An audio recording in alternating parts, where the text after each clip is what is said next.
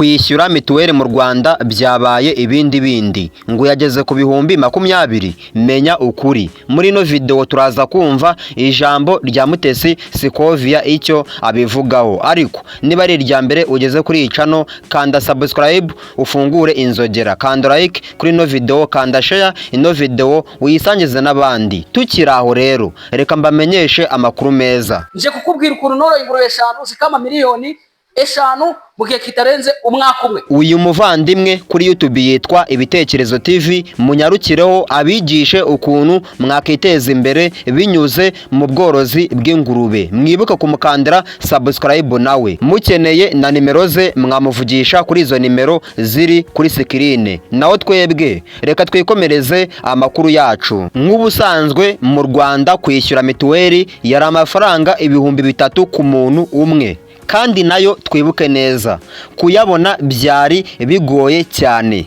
None se niba mituweli koko muri uriya mwaka wa 2027 igiye kugera ku mafaranga ibihumbi 20 cyangwa se ibihumbi 30, mana yanjye banyarwanda, ayo mafaranga abantu bazayakura hehe? Reka mbibutse ikindi kintu kimwe.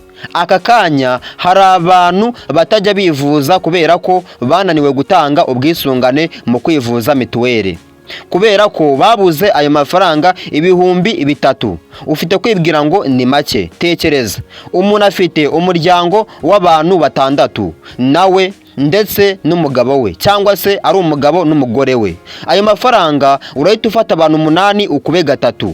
N'amafaranga ngahe? N'amafaranga agera mu bihumbi hafi 24. Naho mituweli nigera ku bihumbi 20 urafata ba bantu 8 ukube 20, urasanga ari amafaranga agera ku bihumbi 160 umuntu ufite umuryango w'abantu 8 yajya yishyura. Mana yanjye, ese uribaza ngo ayo mafaranga nta kintu ugurishije, nta hantu wahinze ngo weze ku banyacyaro, ayo mafaranga wayakura he?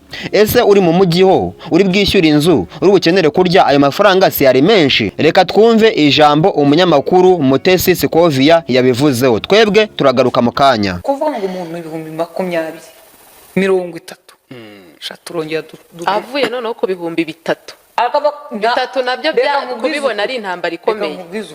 Iyo rero ni nko ko umuntu yagukubita akanyafu ku kabuno agahita akubwira ati hagara hariya nkurashishe rokete. Ngaho munyumvire, n'abanyamakuru nabo byabatunguye. Ati kukwaka ibihumbi 20 n'ibihumbi 3 wari warabibuze. Ngo ni nkuko umuntu yafata akanyafu akagukubita, yabona kadahagije akakubwira ngo hagarara hariya nkurashishe rokete. Abantu mutazi roketi murayizi?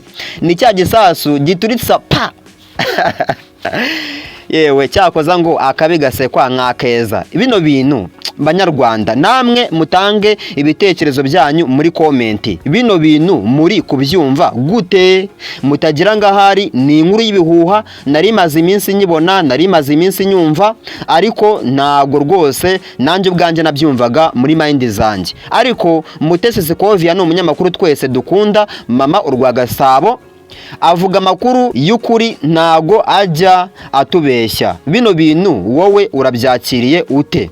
Reka nkubwize ukuri, wowe mituweli kuyitanga, ndabizi ko hari n'abantu bari burebe ino video bataratanga mituweli y'uyu mwaka turimo. Usanga umuntu arinzwe n'Imana, ari bucyana yandi. Ariko se mituweli nigera ku bihumbi 20, ariko muri kumva umubare 20 cyangwa se muri kumva umubare ibihumbi 30? Mwana nugukora ugasubiramo ugakora, nurye niwishyura inzu. Mana yanjye, oh my god, bino bintu muri kubyumva gute?